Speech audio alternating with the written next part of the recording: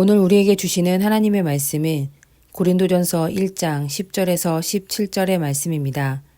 형제들아, 내가 우리 주 예수 그리스도의 이름으로 너희를 권하노니 모두가 같은 말을 하고 너희 가운데 분쟁이 없이 같은 마음과 같은 뜻으로 온전히 합하라. 내 형제들아, 근로의 지편으로 너희에 대한 말이 내게 들리니 곧 너희 가운데 분쟁이 있다는 것이라. 내가 이것을 말하거니와 너희가 각각 이르되 나는 바울에게, 나는 아볼로에게, 나는 게바에게, 나는 그리스도에게 속한 자라 한다는 것이니 그리스도께서 어찌 나뉘었느냐? 바울이 너희를 위하여 십자가에 못 박혔으며 바울의 이름으로 너희가 세례를 받았느냐? 나는 그리스보와 가이오 외에는 너희 중 아무에게도 내가 세례를 베풀지 아니한 것을 감사하노니 이는 아무도 나의 이름으로 세례를 받았다 말하지 못하게 하려 함이라. 내가 또한 스데바나 집사람에게 세례를 베풀었고 그 외에는 다른 누구에게 세례를 베풀었는지 알지 못하노라. 그리스도께서 나를 보내심은 세례를 베풀게 하려 하심이 아니요 오직 복음을 전하게 하려 하심이로되 말의 지혜로 하지 아니함은 그리스도의 십자가가 헛되지 않게 하려 함이라. 아멘. 신약 성경에는 바울이 쓴 책들이 많이 포함되어 있습니다. 이 바울의 저작들은 사실 책으로서 낸 것이 아니라 교회 공동체를 향한 서신, 곧 편지들이었습니다. 그 시대에는 오늘날처럼 신속하게 연락할 수단이 없으므로 인편으로 편지를 쓰는 것이 유일한 방법이었습니다. 바울은 아마도 수많은 편지들을 교회 공동체에 보냈을 것이고 그중 특별한 의미를 담은 편지들이 신약 성경에 포함되었습니다. 신학자들은 고린도전서를 한 장의 편지가 아닌 것으로 봅니다. 각기 다른 시기에 보내진 세 장의 편지가 연결되어 하나의 편지로 기록된 것으로 봅니다. 바울은 고린도 교회의 안부 이외에 다른 이유로 편지를 보냅니다.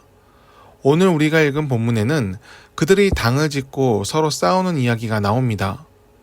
고린도 교회는 바울이 개척을 했지만 절대적 지위를 차지하진 않았습니다. 교회가 어느 정도 정착된 후 성장기에 접어들 무렵 바울은 다른 선교지를 찾아 떠납니다.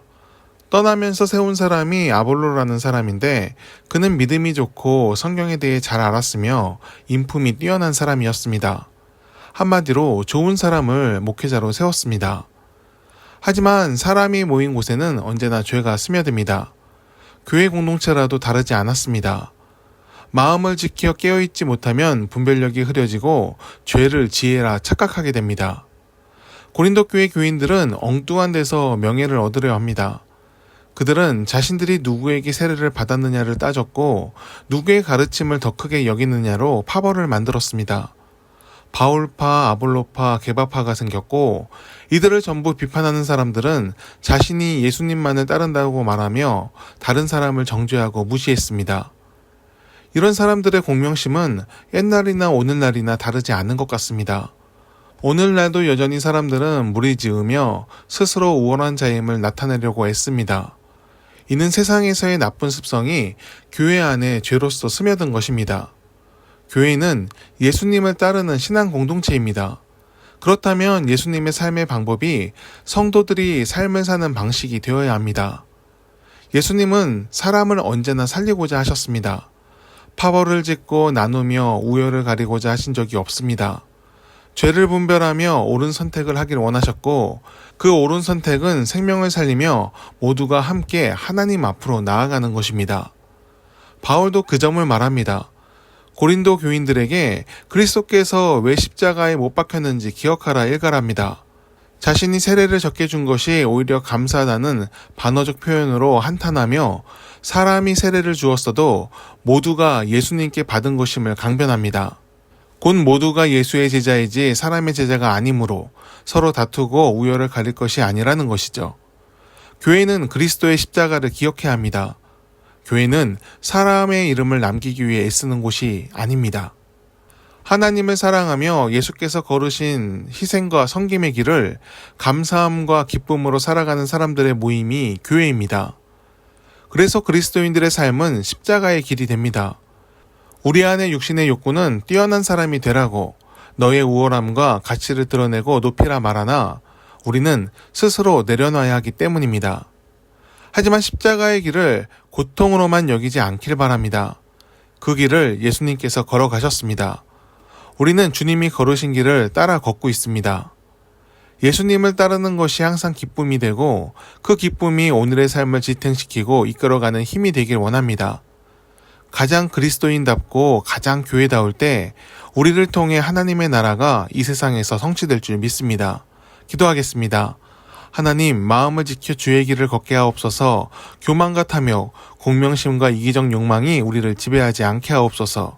서로 사랑하라 하신 말씀을 따라 존중하며 배려하며 서로 세워주며 하나님의 나라의 선을 이 땅에서 이루게 하옵소서. 우리의 삶과 교회를 통해 주의 뜻이 나타나게 하옵소서. 예수님의 이름으로 기도드립니다. 아멘. 함께 중보 기도하길 원합니다. 부활의 소망이 우리의 삶을 채우기를 원합니다. 사망의 어두움이 삶을 지배하지 않게 하시고 빛 대신 예수님을 바라보며 오늘을 감사함으로 살게 하옵소서.